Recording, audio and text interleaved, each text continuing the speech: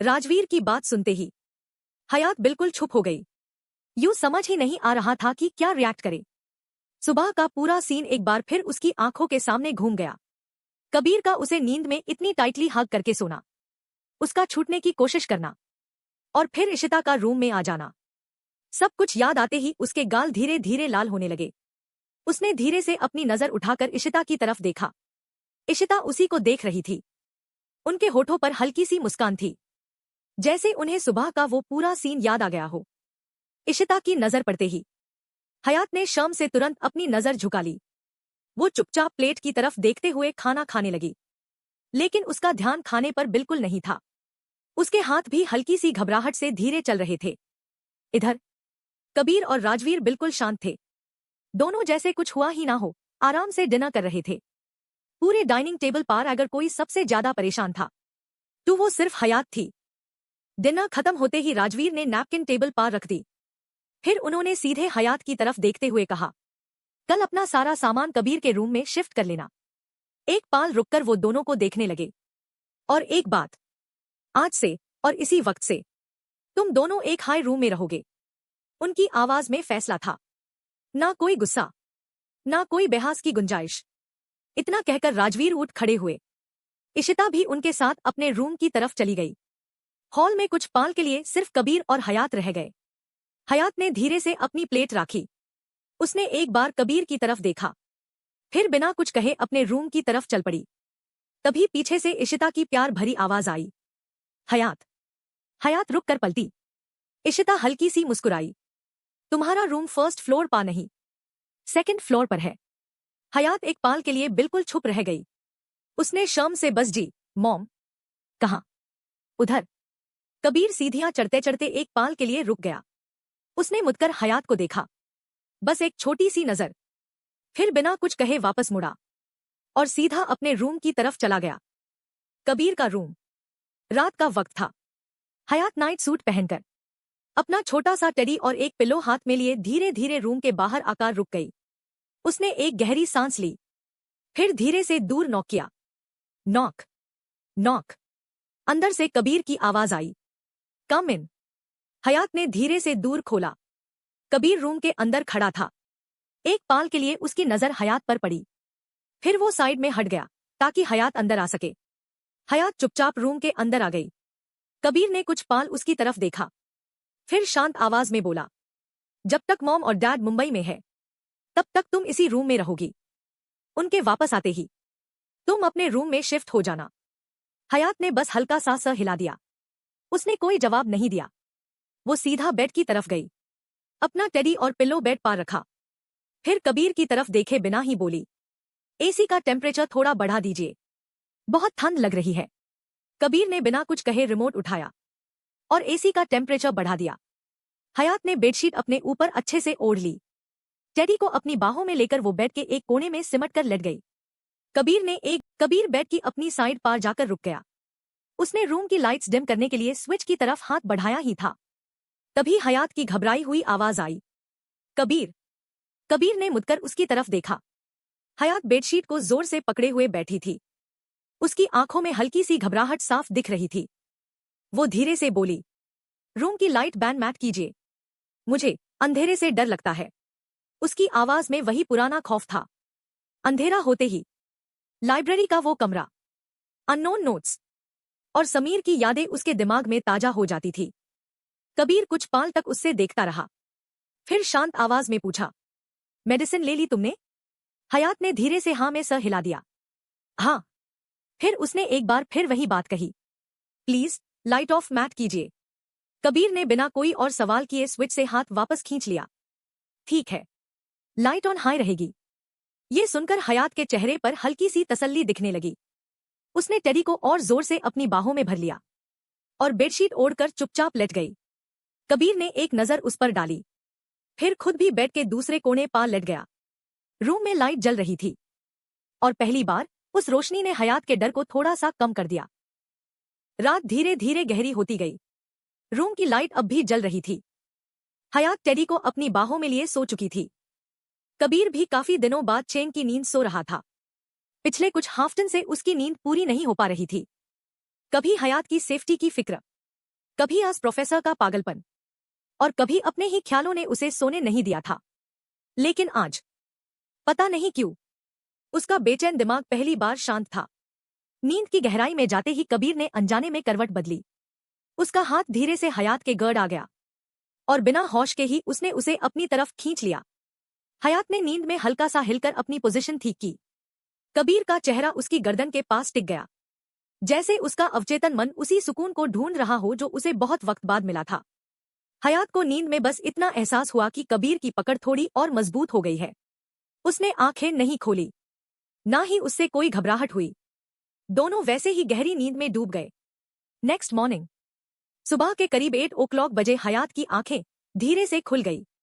उसने आदत से मजबूर उठने की कोशिश की, लेकिन अगले ही पाल उसे एहसास हुआ कबीर ने नींद में ही उसे फिर से अपनी बाहों में कास कर पकड़ रखा था। हयात ने धीरे से उसकी पकड़ से निकलने की कोशिश की, 1 बार, 2 बार, 3 बार, लेकिन हर बार कबीर ने नींद में ही अपनी बाहों की पकड़ और मजबूत कर ली, जैसे उसका अवचेतन मन उसे छोड़ने को तैयार ही ना हो। हयात ने हार मानकर एक लंबी सांस ली।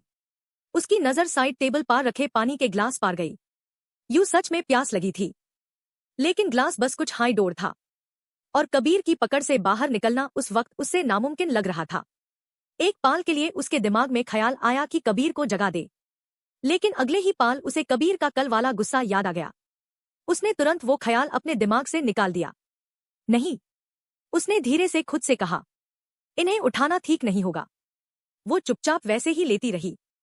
तभी साइड टेबल पर रखा कबीर का फोन बज उठा। ट्रिंग ट्रिंग।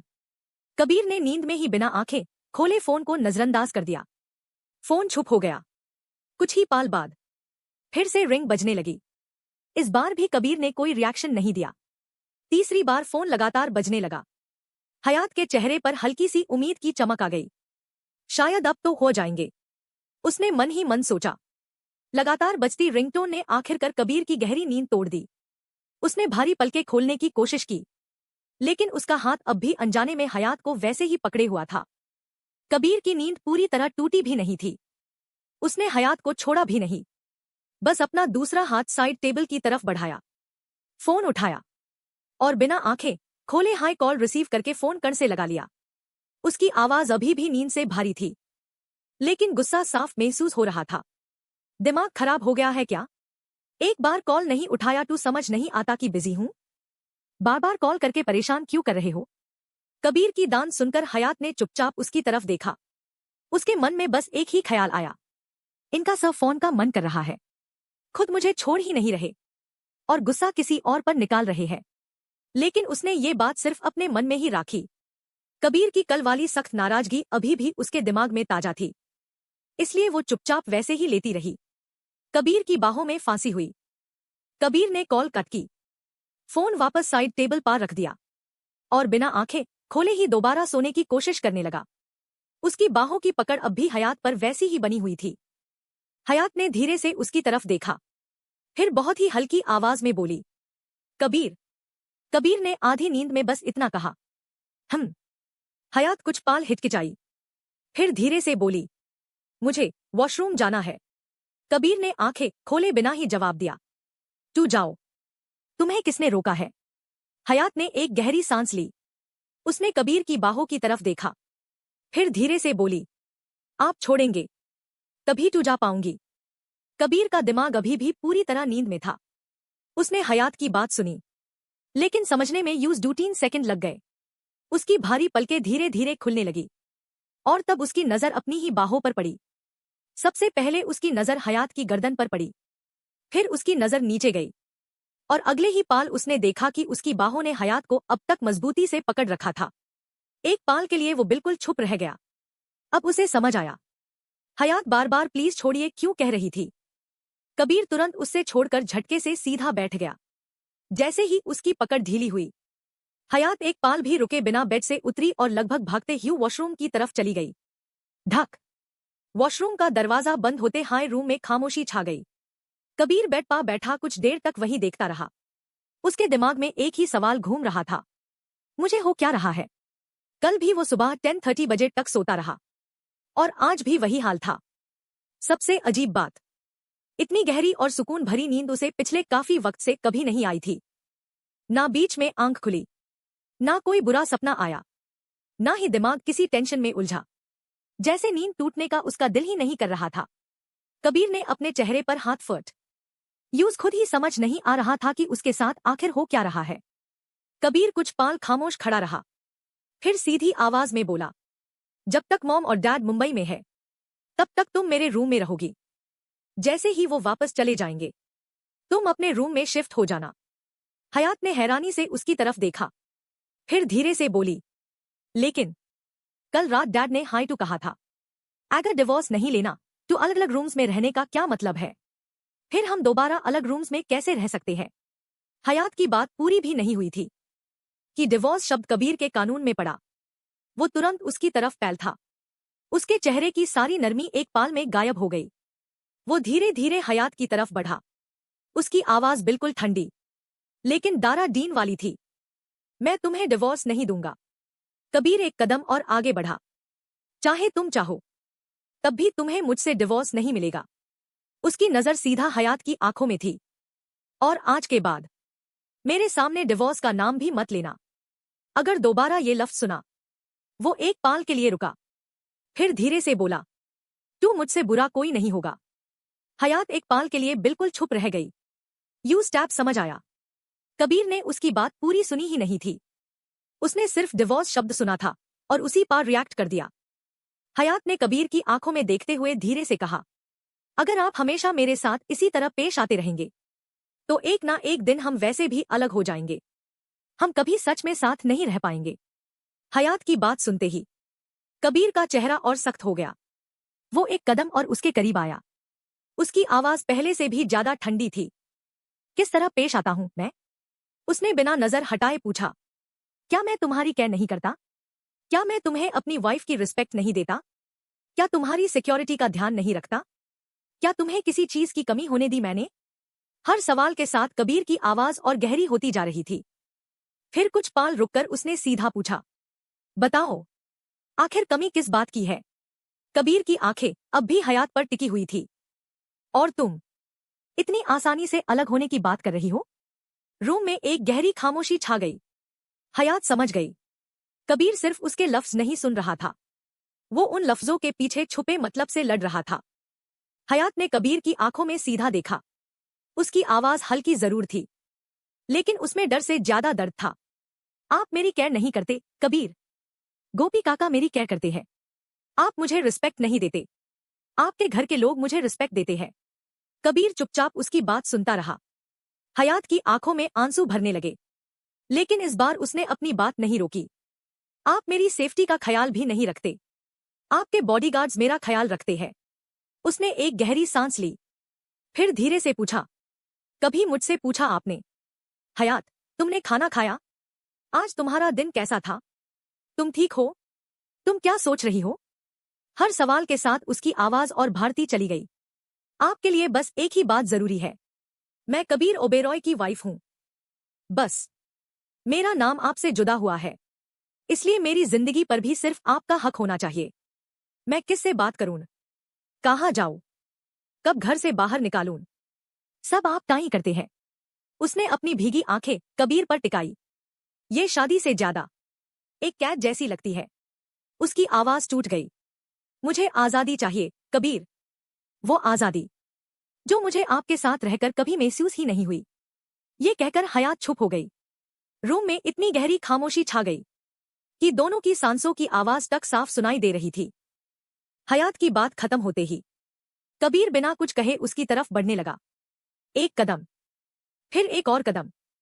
हयात अनजाने में पीछे हटती गई और अगले ही पाल उसकी पीठ दीवार से जा लगी। अब कबीर और हयात के बीच सिर्फ एक कदम का फासला था। कबीर ने अपनी नजर उसकी आंखों से नहीं हटाई। फिर उसने धीरे से अपना फोन निकला। स्क्रीन अनलॉक करते हुए शांत आवाज में बोला, आजादी चाहिए ना तुम्हें? ठीक है, अभी तुम्हारी मॉम को और मेरे डैड को कॉल करता हूं। फिर सब मिलकर डिसाइड कर लेंगे कि तुम्हें कौन सी आजादी चाहिए। ये सुनते ही हयात के चेहरे का रंग उड़ गया। उसके दिमाग में तुरंत आशा का चेहरा आ गया। वो जानती थी उसकी मॉम कभी भी इस रिश्ते को टूटने नहीं देंगी। और अगर उन्हें ये सब पता चला तो शायद वो अपना इलाज तक छोड़ दे। हयात घबरा कर तुरंत आगे बढ़ी। उसने कबीर के हाथ से फोन पकड़ लिया। उसकी आवाज में पहली बार घबराहट साफ थी। नहीं कबीर, प्लीज मॉम को मत बताइए। मैं वो बात नहीं कर रही थी। कबीर ने फोन पर से अपनी पकड़ ढीली नहीं की। उसने बस हयात को देखा, फिर बहुत धीमी लेकिन थाकी हुई आवाज में बोला, मैं भी इन सब बातों में तुम्हारी मॉम को नहीं लाना चाहता, लेकिन उसने एक पाल के लिए रुककर कहा, हर बार तुम ऐसी बातें बोलकर मुझे ट्रिगर कर देती हो हयात, और फिर उम्मीद करती हो कि मैं बिल्कुल शांत रहूं। उसकी आवाज में गुस्सा अब भी था, लेकिन उस गुस्से के पीछे छुपी हुई थकान पहली बार साफ महसूस हो रही थी। कबीर ने कुछ पाल चुप रहकर हयात को देखा, फिर धीरे से उससे साइड होते हुए बोला, जाओ अपने रूम में जाके फ्रेश हो जाओ। हयात बिना कुछ कहे धीरे से रूम से निकल गई। कबीर भी उसके जाने के बाद अपने रूम की तरफ चला गया। थोड़ी देर बाद दोनों फ्रेश होकर नीचे आ गए। राजवीर घर पर नहीं थे, सिर्फ इशिता लिविंग रूम में थी। जैसे ही इशिता की नजर कबीर और हयात पर पड़ी, वो हल्की सी मुस्कुराई। ब्रेकफास्ट 10 बजे रेडी है, इशिता ने नॉर्मल टोन में कहा। हयात ने यह सुनते ही अपना चेहरा हल्का सा नीचे कर लिया। कबीर ने इशिता की तरफ देखा और शांत आवाज में बोला, stay tuned to be continued. Like, subscribe and follow for more.